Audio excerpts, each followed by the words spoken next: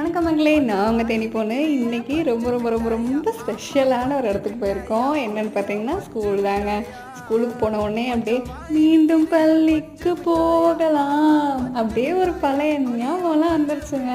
சரி, திருப்பி ஸ்கூலுக்கு போனால் கூட நல்லாயிருக்கும் அப்படின்ற மாதிரி இருந்துச்சு.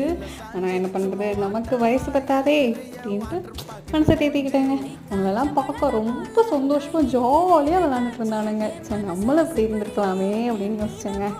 அவங்க ஸ்கூலில் போய் அக்கௌண்ட் ஓப்பன் பண்ணாங்க. என்னென்னா ஸ்காலர்ஷிப் அக்கௌண்ட்டுக்கு எல்லோரும் ஃபிங்கர் பிரிண்ட் வச்சு அரசாங்கத்துலேருந்து பணம் வாங்குறதுக்காண்டி அவங்க வந்து ஓப்பன் பண்ண சொல்லியிருந்தாங்க.